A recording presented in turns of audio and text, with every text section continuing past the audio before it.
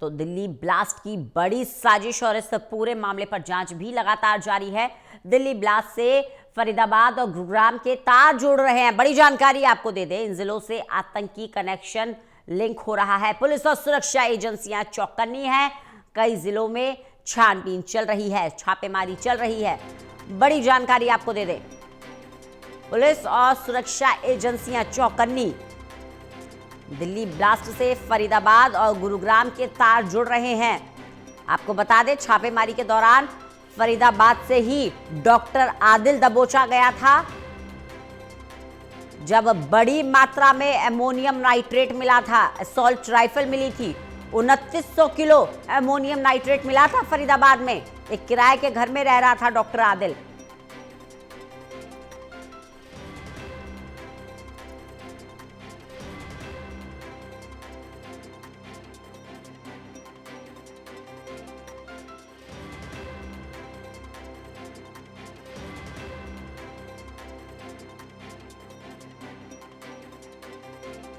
फरीदाबाद में छापेमारी हुई, डॉक्टर आदिल को धर दबोचा गया, 2900 किलो एमोनियम नाइट्रेट मिला, असॉल्ट राइफल मिली, पिस्टल मिली। ये तमाम हथियार बरामद हुए, बैटरीज बरामद हुई। बॉम्ब प्लांटिंग का ये सामान है। उसके बाद हरियाणा नंबर की गाड़ी इस्तेमाल होती है दिल्ली ब्लास्ट में। ये लोग कहां से आए थे, कैसे आए थे? विशेष रूप से अगर फरीदाबाद और गुरुग्राम की बात करें तो दोनों बॉर्डर दिल्ली में दाखिल होने के लिए इस्तेमाल होते हैं। अगर आप हरियाणा की तरफ से राजधानी में प्रवेश कर रहे हैं तो गुरुग्राम का भी इस्तेमाल होता है और फरीदाबाद बॉर्डर का भी इस्तेमाल होता है। अब इन दोनों जिलों में छानबीन भी चल रही है, छापेमारी भी हो रही है, नाकेबंदी भी है। हर आने जाने वाले वाहन पर कड़ी निगरानी रखी जा रही है। लेकिन सवाल ये खड़ा होता है कि ये जो शख्स है ये किराए पर रह रहा था, कैसे किसी को भनक नहीं लगी? देवेंद्र कथुरिया हमारे साथ, हमारे एसोसिएट एडिटर जुड़ गए हैं ज्यादा जानकारी के साथ। देवेंद्र, दिल्ली ब्लास्ट के लिंक खंगाले जा रहे हैं और ये जो पूरा कनेक्शन ढूंढने के दौरान 2 लिंक मिल रहे हैं। लिंक है फरीदाबाद का, लिंक है गुरुग्राम का। किस तरह से देखते हैं आप इस पूरे मामले को? क्या मॉड्यूल स्टैब्लिश करने की कोशिश की गई है इस बार? देखिए रंजना, दरअसल आतंकी घटना इस देश में बहुत टाइम बाद हुई है। हमारे गृह मंत्री अमित शाह जी और दूसरे नेता कहते रहे हैं ये मोदी सरकार है, मतलब उस चीज का अभी तक कंट्रोल किया हुआ था कि इस सरकार में कोई आतंकी घटना नहीं हुई।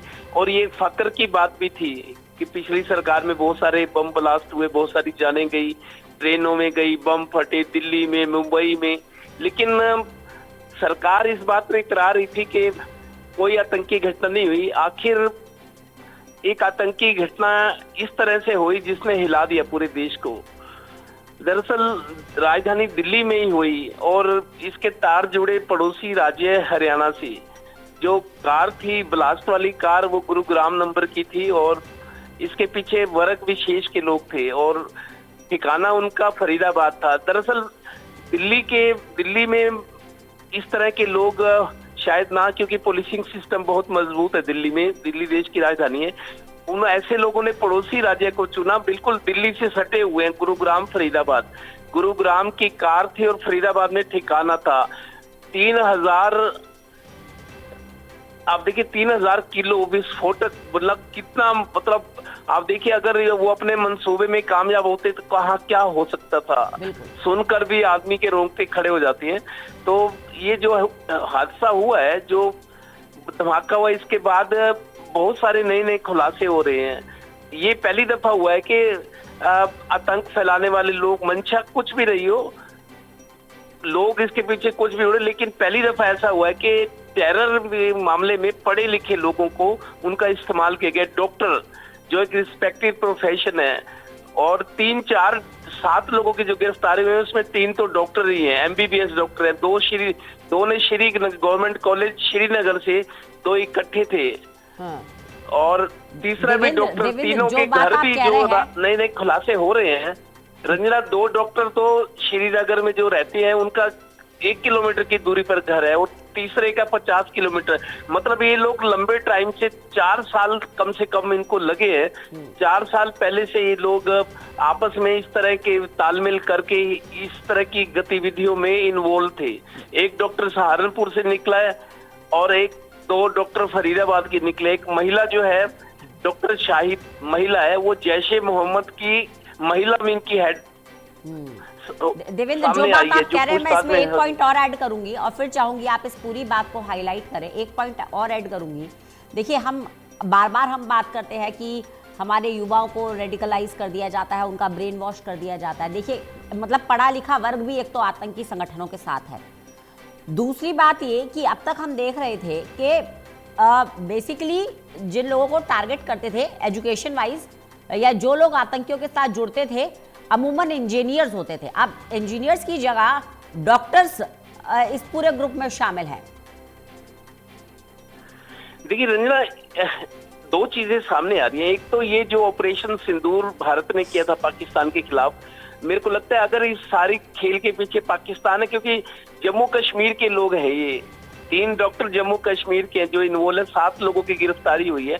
और जम्मू कश्मीर को लेकर पाकिस्तान हमेशा से शरारत करता रहा है, सालों गुजर गए अंतर्राष्ट्रीय स्तर पर।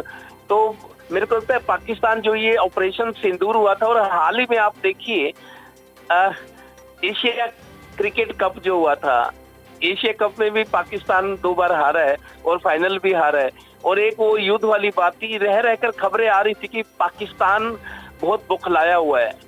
हो सकता है ये 2 कारण भी पीछे बौखलाहट ज्यादा बढ़ गई। और दूसरी बात, अभी तक जो आतंकी घटनाओं में इन्वॉल्व रहे हैं वो युवा थे, साधारण परिवारों के, बेरोजगार थे, या जो सिर्फ जिंदगी को ऐशो आराम करके और अपनी जिंदगी को दांव पे लगाते थे। करियर, लाइफ, समाज में रिस्पेक्ट, उनको इन चीजों से मतलब नहीं था। पहली दफा ऐसा हुआ कि जो विदेशी हैंडलर्स हैं, जो आतंकवाद के पोषक है, जो विदेशी हैंडलर्स हैं, उन्होंने पढ़े लिखे लोगों को एक उनका नेटवर्क तैयार किया। क्योंकि देखिए, जो शिक्षित है, पढ़े लिखे, इंटेलिजेंट है, वो काम को अंजाम भी सही ढंग से देते हैं। ये चिंता का भी विषय है देवेंद्र, ये चिंता का भी विषय है। लेकिन जहां हम कह रहे हैं कि पूरी शिक्षा व्यवस्था को दुरुस्त करने की जरूरत है, वहां शिक्षित वर्ग जो है वो आतंकियों के साथ जुड़ रहा है। बहुत संक्षेप में इस पर आपका कमेंट चाहूंगी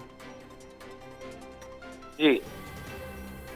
शिक्षित वर्ग भी आतंकियों के साथ जुड़ रहा है और बड़ी संख्या में जुड़ रहा है। बहुत संक्षेप में अपना जवाब दीजिएगा।